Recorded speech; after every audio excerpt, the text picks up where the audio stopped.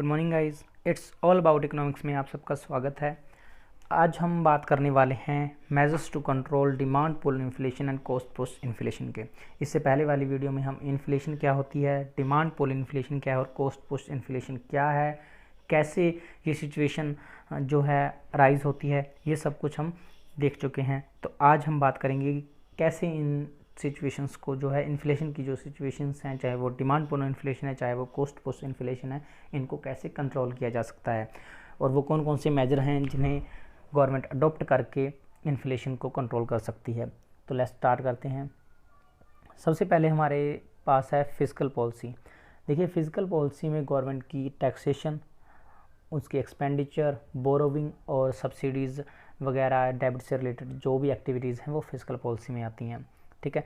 Physical deficit कब होता है? फिजिकल डेफिसिट तब होता है जब गवर्नमेंट का एक्सपेंडिचर गवर्नमेंट के रिवेन्यू से ज़्यादा हो जाता है, तब फिजिकल डेफिसिट जो है वो अराइज होता है। ठीक है, क्योंकि गवर्नमेंट ने खर्चा ज़्यादा किया है और गवर्नमेंट की कमाई कम है। तो उसको कम करने के लिए, अगर आपको इन्फ्लेशन को कम करना है तो सबसे पहले आपको उसको कम करना पड़ेगा, क्योंकि हमने देखा था कि गवर्नमेंट एक्सपेंडिचर करती है, ठीक है, जिससे उसका फिजिकल डेफिसिट जो उसका मतलब गवर्नमेंट जो है वो फिजिकल डेफिसिट को फेस करती है, उसके लिए वो फिर बोरोविंग करती है। बोरोविंग करने के लिए वो आरबीआई से लोन लेती है और आरबीआई उसके लिए न्यू करेंसी जो है वो प्रिंट करती है, और जिससे कि मनी सप्लाई बढ़ जाती है और एग्रीगेट डिमांड बढ़ जाती है। तो उसको कम करने के लिए सबसे पहली जो कंडीशन है वो है फिजिकल डेफिसिट को कम करना।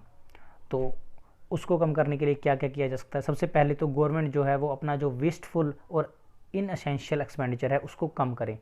ठीक है, देखिए मोस्टली गवर्नमेंट बहुत सारे एक्सपेंडिचर प्लान जो है वो एग्जीक्यूट करती है, उनमें बहुत सारे तो ऐसे प्लान होते हैं जो सिर्फ पॉलिटिकल प्रेशर की वजह से या वोट बैंक के लिए किए जाते हैं। उनमें मतलब वेलफेयर का कोई रोल नहीं होता, उनमें जस्ट वोट बैंक को क्रिएट करने के लिए वो एक्सपेंडिचर किए जाते हैं। तो सबसे पहले तो उस तरह का वेस्टफुल एक्सपेंडिचर जो है वो कम किया जाए, स्पेशली वो एक्सपेंडिचर जो कि नॉन पुअर लोगों के लिए है, जो कि गरीब लोगों के लिए नहीं है। ठीक है, तो उसको कम किया जाए।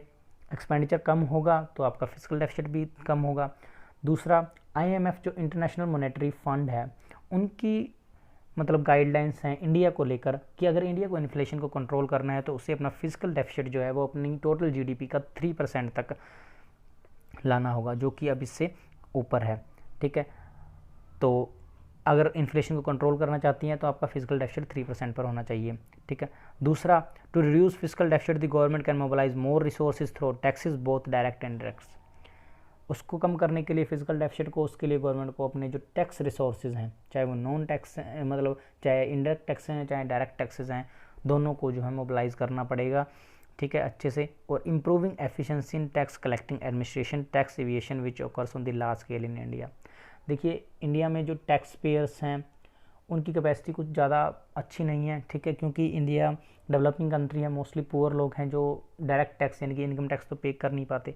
लेकिन जो अमाउंट लोगों का है, जो लोग पे कर सकते हैं, वो भी पे नहीं करते, क्योंकि टैक्स पहले मतलब टैक्स बाद में इंट्रोड्यूस होता है, लेकिन उससे बचने के तरीके जो हैं वो पहले ही बना लिए जाते हैं कि कैसे हम इस टैक्स को पे करने से बचें।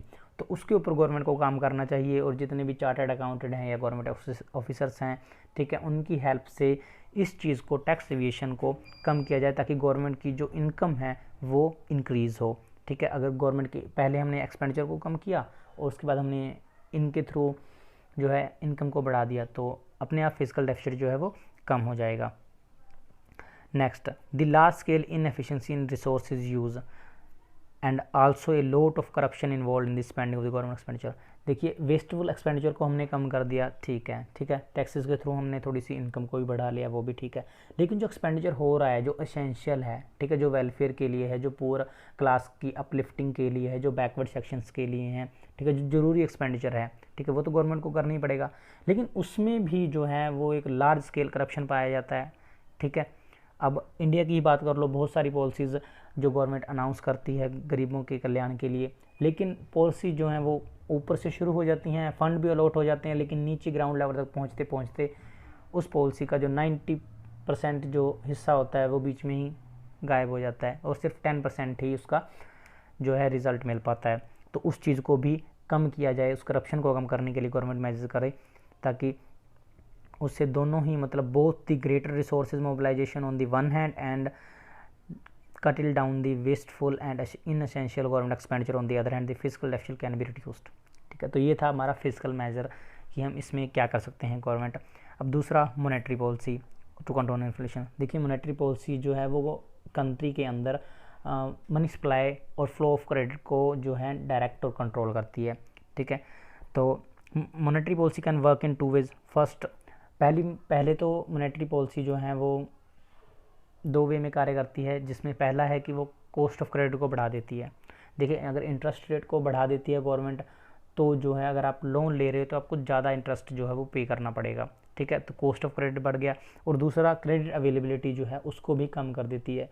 अगर लोन्स सस्ते हैं तो हर कोई जो है वो लोन्स जो है बैंक से ले लेगा और उन्हें कहीं पर भी अनप्रोडक्टिव या पर्पस में लगा देगा कि चलो पैसा मिल ही रहा है बैंक से कम ब्याज पर तो ले ही लेते हैं। ठीक है, शेयर मार्केट में लगा देंगे, स्टॉक्स वगैरह में कहीं पर भी लगा देंगे। ठीक है, लेकिन अगर इंटरेस्ट रेट ज़्यादा होगा, कॉस्ट ऑफ क्रेडिट ज़्यादा होगा तो रिस्क ज़्यादा होगा। ठीक है, आपको ज़्यादा पे करना पड़ेगा, तो उससे अवेलेबिलिटी ऑफ क्रेडिट है वो भी कम हो जाएगा। नेक्स्ट है हमारे पास डियर मनी पॉलिसी। ठीक है, डियर मनी पॉलिसी में जो मोस्टली इंडिया में काफ़ी गवर्नमेंट जो है अडॉप्ट करती है इन्फ्लेशन को कंट्रोल करने के लिए, उसमें भी जो है यही मेजर्स अडॉप्ट किए जाते हैं कि इंटरेस्ट रेट को आप बढ़ा दो। ठीक है, जिससे कि कॉस्ट ऑफ क्रेडिट और क्रेडिट अवेलेबिलिटी जो है दोनों कम हो जाएंगे। नेक्स्ट इंस्ट्रूमेंट है रिजर्व रेपो रेट, इनको काफ़ी यूज़ किया जाता है। अब रेपो रेट क्या है? Repo rate is the interest rate at which the Reserve Bank of India lends fund to the commercial bank for a short period.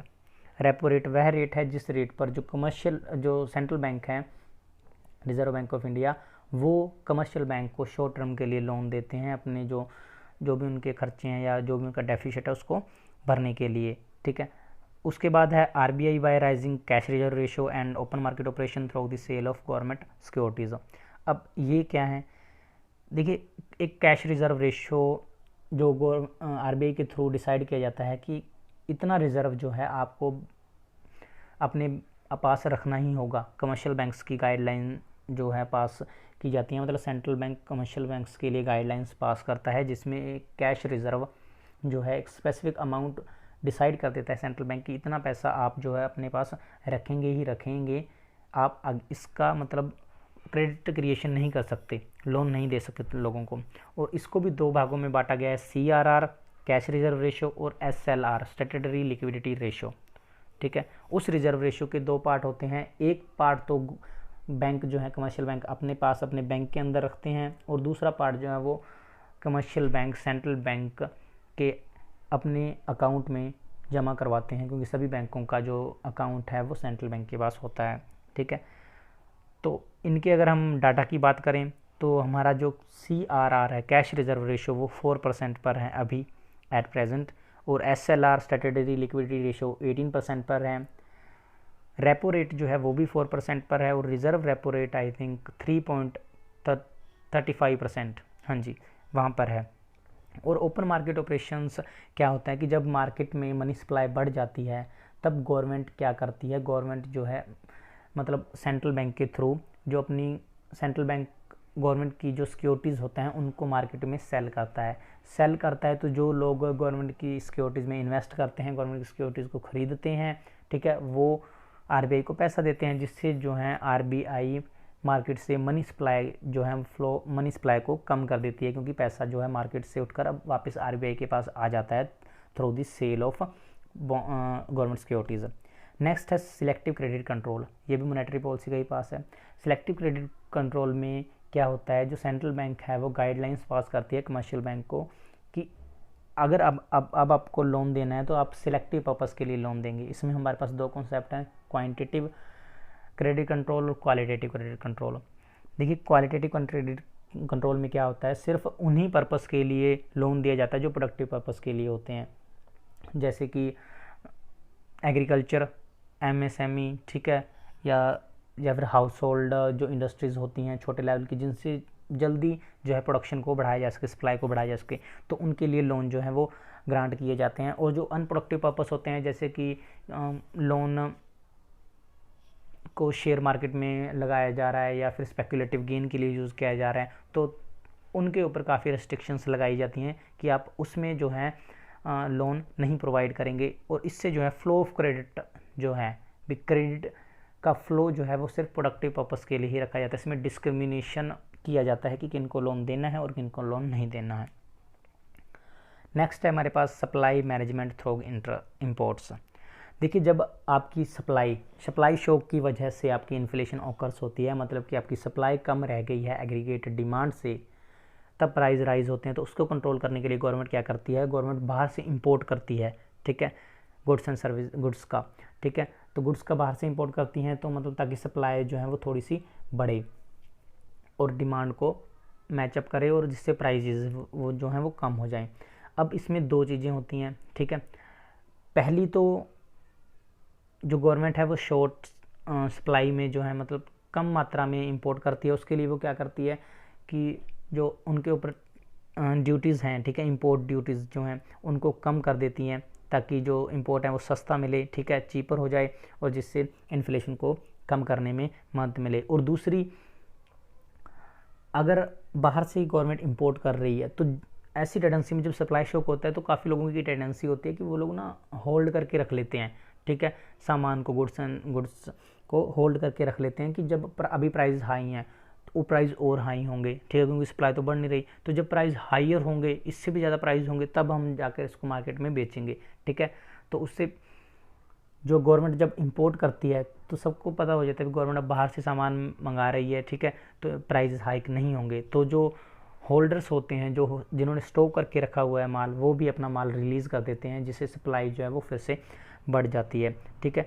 तो इस तरीके से गवर्नमेंट जो है वो सप्लाई साइड की जो इन्फ्लेशन होती है उसको कंट्रोल करने के लिए इंपोर्ट्स का सहारा लेती है। और एक्सपोर्ट के ऊपर भी जो गवर्नमेंट जो है वो बैन लगाती है कि अब सप्लाई ऑलरेडी कम है तो आप एक्सपोर्ट कैसे करेंगे, तो आप एक्सपोर्ट जो हैं जो कर रहे हैं उनके ऊपर गवर्नमेंट बैन लगा लेती हैं। जैसे कि अभी पीछे ऑनियन के प्राइस काफ़ी ज़्यादा बढ़ गए थे, ठीक है, तो करीबन 100 के भी ऊपर चले गए थे। तो उस सिचुएशन में गवर्नमेंट ने प्याज के या जो इंपोर्ट पर, जो एक्सपोर्ट पर बैन लगा दिया था कि अब एक्सपोर्ट नहीं होगा, आप अपनी डोमेस्टिक जो नीड है उसको पहले पूरा कीजिए। नेक्स्ट है हमारे पास इनकम पॉलिसी फ्रीजिंग वेज। इसमें क्या होता है, इसमें देखिए, another anti inflationary measures which has often been suggested is the avoidance of wage increase which is unrelated to improvement in productivity. This requires exercising control over wage income. जब price increase होने से cost of living बढ़ जाता है तब क्या होता है, जब मान लीजिए कि प्राइस इंक्रीज हो गई और इन्फ्लेशन है अब, तब वर्कर्स जो हैं उनकी रियल इनकम कम हो जाती है, ठीक है। तो वर्कर्स जो हैं वो डिमांड करते हैं हायर वेज की, ठीक है, ताकि वो अपने जो लिविंग स्टैंडर्ड है उनका जो मतलब जिस तरीके से भी वो अपना जीवन निर्वाह करते हैं वो उसी तरीके से करते रहें, ठीक है। तो उसके लिए वो क्या करते हैं, हायर वेज की डिमांड कर देते हैं। तो जब उनकी हायर वेज की डिमांड को पूरा किया जाता है, ठीक है, विदाउट इंक्रीज इन प्रोडक्टिविटी, मतलब उनकी प्रोडक्टिविटी नहीं बढ़ी है, सिर्फ प्राइस इंक्रीज हुए हैं, किसी भी कारण से हुए हो, चाहे वो डिमांड शॉक हो, चाहे वो सप्लाई शॉक हो, प्राइस इंक्रीज होने की वजह से उन्होंने अपनी वेज के डिमांड इंक्रीज़ कर दी, लेकिन उनकी प्रोडक्टिविटी इंक्रीज़ नहीं हो रही, मतलब सप्लाई ऑफ प्रोडक्शन जो है वो इंक्रीज़ नहीं होगा, ठीक है, सप्लाई जो है गुड्स एंड सर्विसेज की वो इंक्रीज़ नहीं होगी, सिर्फ उन्होंने अपनी वेज इंक्रीज़ कर दी। तो उससे क्या होगा, अगर उनकी इस डिमांड को मान लिया जाता है तो उससे फिर से कॉस्ट ऑफ प्रोडक्शन बढ़ जाएगा, ठीक है, तो ये फिर से इन्फ्लेशन को और ज़्यादा मतलब कि बढ़ावा देगा, ठीक है। कॉस्ट ऑफ प्रोडक्शन बढ़ने से सप्लाई फिर से कम हो जाएगी और प्राइस फिर से हाइक हो जाएंगे, ठीक है। तो ओपन एक पॉलिसी जो है सजेस्ट की जाती है फ्रीजिंग वेज की, जिसमें क्या होता है कि the proposal has been to freeze wage in the short run and wage should be linked with the change in the level of productivity over a long period of time, ठीक है। इसमें होता है कि आप जो उनकी वेज की जो डिमांड है उसको शॉर्ट टर्म में जो है वो कंस्टेंट रखिए, कि मतलब वेज मत बढ़ाइए जब तक उनकी प्रोडक्टिविटी नहीं बढ़ती, और जब प्रोडक्टिविटी बढ़ रही है तो उसके अकॉर्डिंग ही उनकी वेज को बढ़ाइए, ठीक है। देखिए, अगर तो प्रोडक्टिविटी बढ़ती है और उसके अकॉर्डिंग आपने वेज को बढ़ा दिया तो उससे क्या होगा, इन्फ्लेशन नहीं बढ़ेगी, ठीक है, क्योंकि आपने वेज को ज़्यादा बढ़ा दिया तो आपको प्रोडक्शन भी बढ़ रहा है, ठीक है, तो उससे प्राइस नहीं बढ़ेंगे।